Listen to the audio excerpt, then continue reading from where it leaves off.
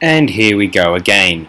Today, 1981's Mystery on Monster Island. What we have here is an adaptation of a Jules Verne novel. No, not the mysterious island, but rather the lesser-known Godfrey Morgan. Mind you, by all accounts, this is a very loose adaptation at best. The plot concerns young Jeff Morgan, living in San Francisco. Morgan is reluctant to marry his girlfriend, as he wants to travel the world before settling down. His wealthy uncle Calderup, portrayed by the wonderful Peter Cushing, agrees to send him on an expedition aboard his ship, accompanied by his professor Artelect, much to the professor's chagrin. On the voyage, Morgan and Artelect are shipwrecked after their vessel is attacked by bizarre gill monsters. Yes, you heard that right. You can see them in my screen caps, actually. They make shore on a remote island encountering more monsters, friendlier animals, native tribes, and eventually a group of fierce armed bandits. So what do we say about this one? Well, I have my fun with this picture, but don't expect an overwhelming masterpiece. I enjoy any jungle/island, travel/adventure film, and especially if it features some practical monster VFX. I don't prefer practical effects to digital effects per se, although I find the construction of practical effects and execution more interesting overall. I mean, well, digital has the capacity to be more artful, potentially. Truly it does. I mean, that should just be a given. Although more often than not, the technology is lazy, uninspired, or too quickly dated, sadly. I mean, given even the highly monetized experiments in digital, well, again, those films are meant to make money more than anything else, you know. Even Avatar's meant to make money, and, you know, even right now those effects don't... Well, firstly, the art design and the general concept art of Avatar doesn't really amount to much interesting aesthetically, even with the best budget for computer-generated imagery in the world.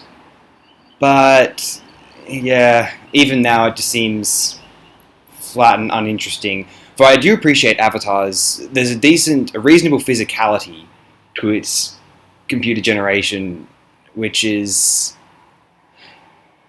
rare, let's say. Anyway, that's a tangent which was not even scripted, but I don't mind padding out this episode's runtime whatsoever. Anyway, where are we? You will find much of this film consists of the chemistry between Morgan and Professor Artelect. This is entertaining enough. I would have thought that I may find it truly annoying eventually, but I found it endearing actually. They are eventually joined by a chimpanzee, a native tribesman, whom they save from an attempted execution, and a strange blonde woman. They battle several odd monsters along the way, which you may note in my screen caps here. This picture was directed by one Juan Piquer Simon. This was his fourth feature film, following 1977's Where Time Began, 1978's Satan's Blood, which he was uncredited for, and 1979's Supersonic Man. I would name myself a fan of these three previous films, and do intend to discuss them eventually, along with Piquer's 1988 natural horror affair Slugs. Oh yes, I do like me some slugs, and much of the natural horror genus. Piquer Simon is most well known for 1982's Pieces, which I intend to review and maybe review at some stage. I intend to watch all the films in his catalogue, as I have enjoyed everything I've seen so far. Well, I don't remember thinking much of Pieces, but I would prefer to confirm that first, and the other notable exception is 1992's Cthulhu Mansion, which, well, I would rewatch before I ever discussed it in another video discussing a Piquer Simon film, although that's one which I do not expect. Pieces might be better than I remember, but I don't expect Cthulhu Mansion to be better than I remember, sadly. I might have sooner viewed more Piquer Simon films prior to penning this summation, although I am in the midst of moving homes and I have a few matters to attend to. I cannot spend all day watching films for a little while, sadly. But hey, Mystery on Monster Island is fun. I might have wished for more Peter Cushing throughout the runtime, but I can accept that for what it is. I might say the same of some of the supporting cast, which also features Terence Stamp and our man Paul Naschy, but alas, they too barely feature throughout the runtime.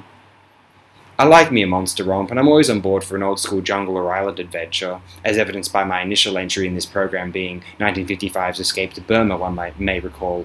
As a result, I enjoy my time viewing Mystery on Monster Island. It is generally quite satisfying for me. Obviously, some who watch films to some enjoy and escape from moment-to-moment existence. These people are inevitably picky about which films they choose to view. It can be time-consuming, as we know, and so many might feel as though they are wasting their time viewing a film such as this one. I can understand that. I am someone who can love certain films for their effective evocation of tropes, historical or otherwise, and appreciate them as a piece of the larger narrative of cinema history. That, and I just love jungles and monsters and that sort of thing. All I know is if you're interested in this film after my tenuous marketing of it, you'll probably enjoy it a bit, I think. Thank you, and have a wonderful, wonderful day.